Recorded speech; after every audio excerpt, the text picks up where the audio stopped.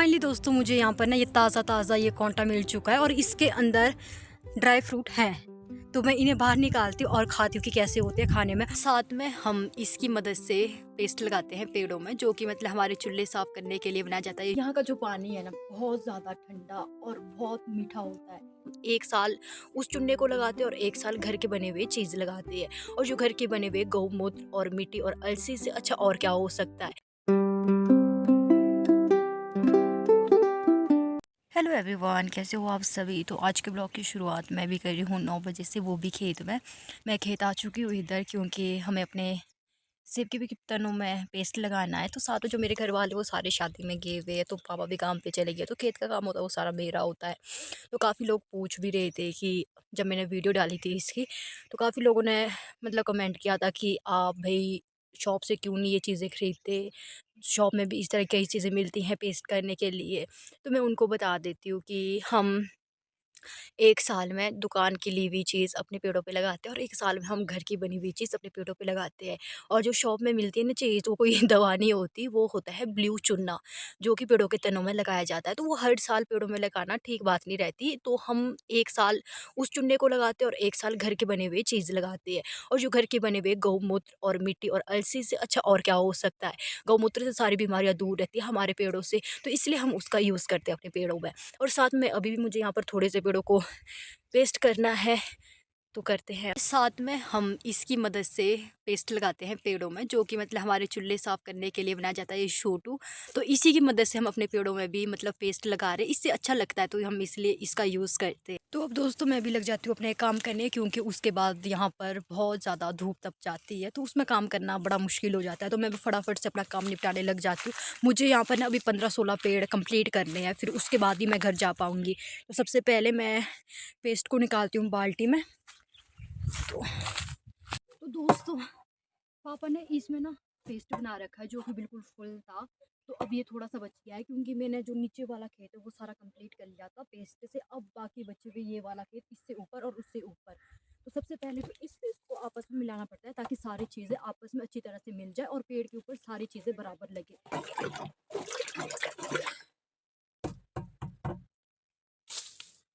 तो अब बारी आती है हमारे इन ग्लव्सों को पहनने की, क्योंकि अब सर्दियाँ बहुत ज़्यादा हो गई और साथ में सर्दी के टाइम में स्किन बहुत ज़्यादा ड्राई हो जाती है, जिस वजह से स्किन फट भी जाती है।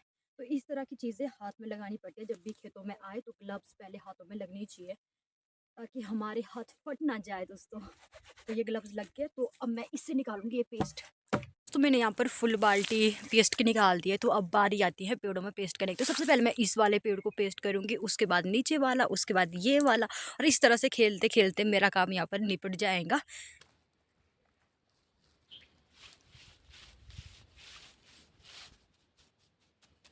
ये देखो दोस्तों, यहाँ पर इस तरह से पेस्ट करना पड़ता है हमारे को चारों साइड से अपने पेड़ों को। एक भी जगह मतलब तने की नहीं बचनी चाहिए। तना यहाँ तक का होता है, यहाँ तक का, यहाँ तक। और इसके चारों साइड हमें इस तरह से इस पेस्ट से इसको लिपाई करनी पड़ती है। और साथ में ना पेस्ट फेड से ज़्यादा ना मेरे कपड़ों और मेरे फेस पे लग जाता है, क्योंकि इसके मतलब जो छिटकारे होते हैं ना वो अपने फेस और कपड़ों पे पड़ जाते हैं, जिसकी वजह से मुझे रोज़ रोज़ रोज़ अपने कपड़े धोने पड़ते हैं और रोज़ नहाना पड़ता है ऐसी ठंड में। तो मैंने यहाँ से शुरू किया था ये, और मैंने वहाँ तक पहुँचा लिया है। तो अब मुझे लग रही है प्यास। तो दोस्तों अब मैं जा रही हूँ बावड़ी के पास पानी पीने। मेरे को बहुत ज़्यादा प्यास लग गई है और साथ में धूप भी काफ़ी ज़्यादा तप चुकी है। और इधर मेरे फेस पे कपड़ों पे पूरी तरह से मिट्टी लग गई है, जिसे भी मुझे अभी साफ़ करना है। तो भी चलते हैं बावड़ी के पास और आपको भी दिखाती हूँ मैं अपने गाँव की काफ़ी पुरानी बावड़ी, जिसमें बहुत ठंडा पानी आता है दोस्तों। और ये देखो दोस्तों मेरे गाँव का व्यू, जो यहाँ से हाफ गाँव दिखाई दे रहा है, और काफ़ी सुंदर गाँव है मेरा वैसे। ये देखो, तो ये है हमारी बावड़ी का रास्ता, जो सीधा बावड़ी के पास जाता है। और इधर बावड़ी के पास है कुछ इस तरह के पेड़, और यहाँ पर हमने छोटे छोटे पेड़ और लगा रखे हैं, ताकि यहाँ पर और ज़्यादा पेड़ हो जाए। और ये देखो दोस्तों हमारी सुंदर सी बावड़ी, जो यहाँ पर बसी हुई है, और काफ़ी पुरानी बावड़ी है ये हमारी वैसे। छोटा सा आपको दिखाई दे रहा है, ये यहाँ पर पशु और जानवर के लिए, ताकि वो यहाँ पर पानी पी सके। और जो ये वाला है ये है इंसानों के लिए, ताकि इंसान इसके अंदर से पानी पी सके। और मैं आपको भी इसका अंदर का व्यू भी दिखाती हूँ। और अंदर से हमारी बावड़ी कुछ इस तरह की हैं दोस्तों, ये देखो। और साथ में यहाँ पर हमने बावड़ी के बाहर रखे हैं शिव जी महाराज और पार्वती मैया, जो कि हम शिवरात्रि के दिन बनाते हैं और रात के 4 बजे हम उन्हें यहाँ पानी के पास छोड़ देते हैं।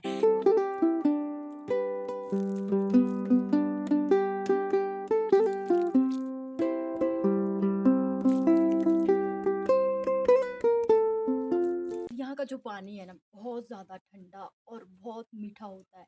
मतलब मीठा ऐसे नहीं कि भई ऐसे कि चीनी की तरह लगे, नहीं मतलब थोड़ा टेस्ट इसका अलग है। जैसे कि हमारे घरों में पानी आता है, उससे अलग टेस्ट है इसका, बहुत अच्छा टेस्ट है। और साथ में आप लोगों को लगता होगा कि हम पहाड़ी लोगों के बहुत मज़े होते हैं, हम तो पहाड़ों में रहते हैं, ठंडे इलाके में रहते हैं। तो दोस्तों हमारे कोई मज़े नहीं है, क्योंकि जैसे अभी सर्दियाँ आ रही है तो आप लोग तो चले जाएँगे घूमने टूर पे, कहीं नाना के घर, कोई पिकनिक मनाने अपनी फैमिली के साथ, और हम पहाड़ी लोग पहुँचते हैं अपने खेतों में, बगीचे में, क्योंकि सर्दी के टाइम में हमारे बगीचों का काम स्टार्ट हो जाता है। अभी तो हम अपने पेड़ों में पेस्ट लगा रहे हैं, जब सर्दी आएँगी, जनवरी आएँगी, तो उस टाइम में हमारे पेड़ों की कटिंग होती है, उनके डंडों को इकट्ठा करना पड़ता है, खेतों में आग लगानी पड़ती है, तौलिए बनाने पड़ते हैं, गोबर डालने पड़ता है, खाद डालनी पड़ती है, स्प्रे डालनी पड़ती है। बहुत तरह के काम होते हैं, तो जिसकी वजह से हम सर्दी एंजॉय कर ही नहीं सकते। और साथ में इस बार अगर बर्फ़ लग जाएगी हमारे गाँव में, तब तो बहुत ज़्यादा मज़ा ही आ जाएगा, क्योंकि 2-3 साल हो चुके हैं कि हमारे गाँव में बर्फ़ नहीं लगी, जिस वजह से मतलब पेड़ भी मतलब काफ़ी तरह से ख़राब हो चुके हैं। जो ये सेब होते हैं ना, इनके लिए बर्फ़ लगना काफ़ी ज़रूरी होती है सर्दी में। तो पापा का कॉल भी आ गया है घर से कि घर आजा खाना खाने, क्योंकि टाइम हो चुके हैं दोस्तों 11, और घर में अभी मुझे गाय के लिए पानी भी देना है, घास भी देना है, और साथ में जो मेरी गाय बीमार है उसको भी दवाइयाँ भी लगानी है।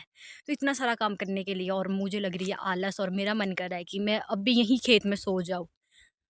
लेकिन घर तो जाना पड़ना, भूख भी काफ़ी ज़्यादा लगी है दोस्तों। और ये देखो दोस्तों, पहाड़ी शिकारी बिल्ले जो कि हर टाइम खेतों में ही बैठे रहते हैं चूहे की जान लेने के लिए, ये देखो। और ये देखो दोस्तों, हमारे गांव का मंदिर जो बहुत ज़्यादा प्यारा है, और साथ में अभी यहाँ पर ये वाला न्यू मंदिर बन रहा है, जिस पर भी काफ़ी टाइम लगेगा। तो फाइनली दोस्तों मैं घर में पहुँच गई, और घर आके मुझे परेशान कर रही है यहाँ पर मेरी ये काली बिल्ली, जिसका नाम है कोको, और मैं इसको प्यार से बोलती हूँ कुक्की। और मेरी गाय भी नीचे भौं भौं करने लग गई है, क्योंकि इन्हें भी प्यास लगी है, भूख लगी है, तो मैं अब इन्हें पानी और घास दे देती हूँ खाने के लिए। उसके बाद मुझे भी काफ़ी ज़्यादा भूख लगी है, फिर मैं भी खाना खाऊंगी और इसको भी दूंगी। जो दोस्तों मेरी ये वाली गाय ना, ये काफ़ी ज़्यादा बीमार है, और इसकी पूरी बॉडी में ना पानी पानी भर गया है, और साथ में ना इसकी बॉडी में एक इतना बड़ा ज़ख्म है ना, जिसको देखे ना मुझे तो बहुत ज़्यादा इसके ऊपर दया आ जाती है। और साथ में ये गाय 8 महीने की प्रेग्नेंट भी है, और बेचारी काफ़ी ज़्यादा बीमार है, मुझे तो इसको देख के ना काफ़ी ज़्यादा दया आ जाती है। और इसके ना इस वाले एरिया पे ना एक बहुत बड़ा ज़ख्म है, जो कि अभी यहाँ से दिखाई नहीं दे रहा। और जो ये मेरी बिल्ली है ना, ये पीछे पीछे घूमती रहती है, मुझे कुछ काम ही नहीं करने देती है, देखो। हाँ, अभी मैं अपनी गाय के लिए दवाइयाँ लगा रही हूँ, जो कि ये दवाइयाँ है उसके ज़ख्म के लिए डॉक्टर ने दी हुई, और ये दवाइयाँ लगानी बहुत ज़्यादा ज़रूरी है, नहीं तो उसके ज़ख्म पे ना मच्छर मक्खियाँ बैठ जाते हैं, जिससे इन्फेक्शन का और ज़्यादा डर रहता है। तो सबसे पहले मैं उसको ये दवाइयाँ लगा लेती हूँ।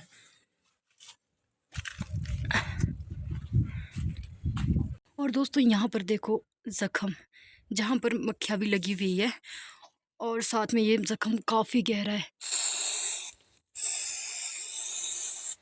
ये देखो मक्खियाँ किस तरह से बाहर निकल रही है। और बेचारी इस गाय की हालत देखे ना, मेरी खुद ही हालत ख़राब हो जाती है यार, सच में यार। तो यहाँ पर ये है बनी हुई चटनी, जो कि लहसुन धनिया की बनी हुई है, और ये चटनी ना मुझे सर्दी के टाइम में बहुत ज़्यादा टेस्टी लगती है खाने में, और मैं चटनी की तरह नहीं खाती, सब्जी की तरह खाती है, देखो सब्जी की तरह। और चपाती के साथ मैं इसे खाऊंगी अभी, जो कि बहुत ज़्यादा टेस्टी लगती है। बस कमी यहाँ पर पड़ रही है लस्सी की।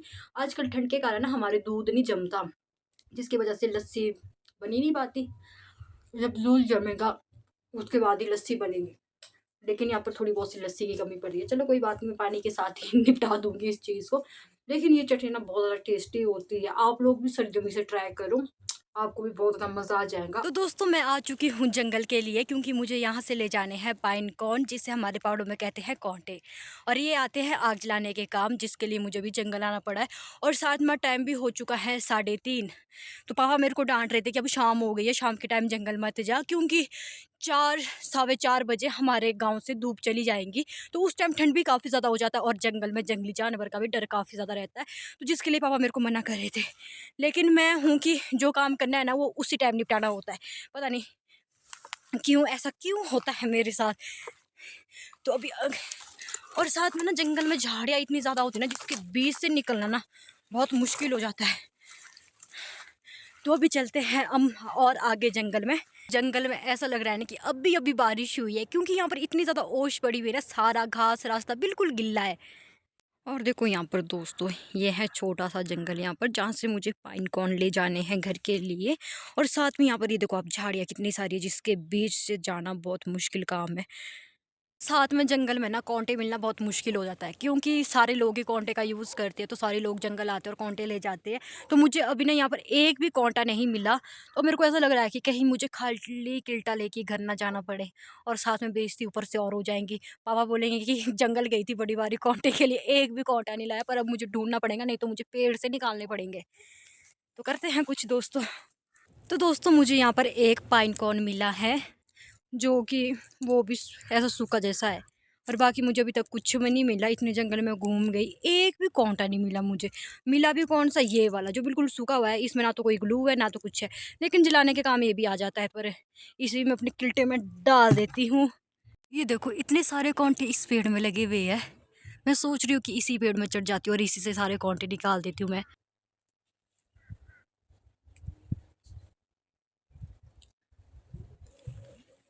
तो फाइनली दोस्तों मैंने यहाँ पर एक कांटा निकाल दिया है, जिसमें ग्लू लगा हुआ है। तो दोस्तों जो ये कांटे होते हैं ना, इसमें होते हैं अंदर ड्राई फ्रूट, जो कि शॉप में काफ़ी महंगे मिलते हैं और हमारे पहाड़ों में बिल्कुल फ्री।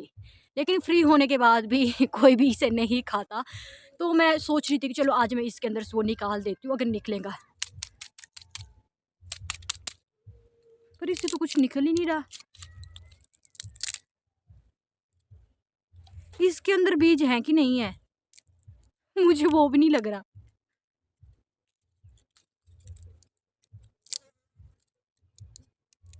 दोस्तों इसमें तो कुछ भी नहीं है यार। हाँ शायद वो ना उस वाले कांटे में होता है, जो कि बिल्कुल ताज़ा ताज़ा होता होगा ना, शायद से उसके अंदर होते हैं वो बीज। ये तो सूख चुका है और इसमें ग्लू भी पूरी तरह से सूख गया है, लेकिन आग जलाने के काम ये आ जाते हैं। लेकिन हर कांटा मुझे मिल ही नहीं रहा था। मुझे उसके अंदर से ना वो ड्राई फ्रूट निकालने थे खाने के लिए। आज मैं फर्स्ट टाइम खाऊंगी, मैंने कभी खाया ही नहीं है, लेकिन मैं क्या करूँ, मुझे मिल ही नहीं रहा वैसा कांटा। तो फाइनली दोस्तों मुझे यहाँ पर ना ये ताज़ा ताज़ा ये कांटा मिल चुका है, और इसके अंदर ड्राई फ्रूट हैं। तो मैं इन्हें बाहर निकालती हूँ और खाती हूँ कि कैसे होते हैं खाने में। और साथ में ये भी देखो, धूप भी छुप गई है, तो अब मुझे घर भी जाना पड़ेगा, क्योंकि अब फटाफट से अंधेरा हो जाता है। तो सबसे पहले मैं इसके अंदर से ना सारे वो निकाल देती हूँ बीज खाने के लिए। तो इससे कुछ ना इस तरह से झाड़ना पड़ेगा, तभी इसके सारे बीज ना बाहर निकलेंगे। ये देखो यहाँ पर इसके अंदर के ड्राई फ्रूट। तो ये देखो दोस्तों, यहाँ पर मेरे छोटे छोटे से ड्राई फ्रूट। अब मैं खाती ही नहीं कि खाने में कैसे होते हैं। तो सबसे पहले मैं एक चखूँगी।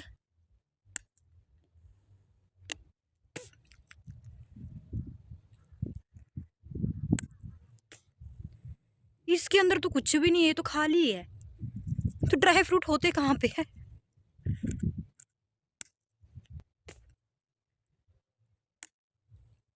हम्म,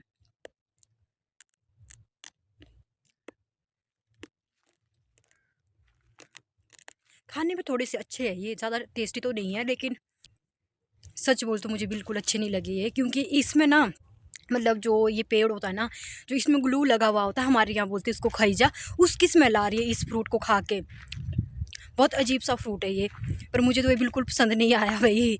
पता नहीं क्यों इसको इतना महंगा बेचते होंगे, लेकिन खाने में बिल्कुल अच्छा नहीं है। हाँ शायद इसके बेनिफिट अच्छे होंगे हमारी बॉडी के लिए, तो अलग बात है, लेकिन मुझे तो ये बिल्कुल अच्छा नहीं लगा। और साथ में दोस्तों मुझे ज़्यादा कांटे तो नहीं मिले, थोड़े से कांटे मिले, तो इनको लेके जा रही हूँ घर। और साथ में अब धूप भी चली गई है, तो पापा ने मुझसे कहा था कि जैसी धूप चली जाएंगी तो वैसे ही घर वापस आना। तो अब मैं जा रही हूँ वापस थोड़े से कांटे लेके। तो फाइनली दोस्तों मैं घर पहुंच गई हूँ। तो अब मुझे बनाना है शाम का खाना, उसकी तैयारी करनी होगी। तो आप लोग भी फटाफट से मेरे चैनल को सब्सक्राइब कर दो और वीडियो को लाइक भी कर देना। तो मिलते हैं अब नेक्स्ट मिनी ब्लॉग में, तब तक के लिए राधे राधे दोस्तों।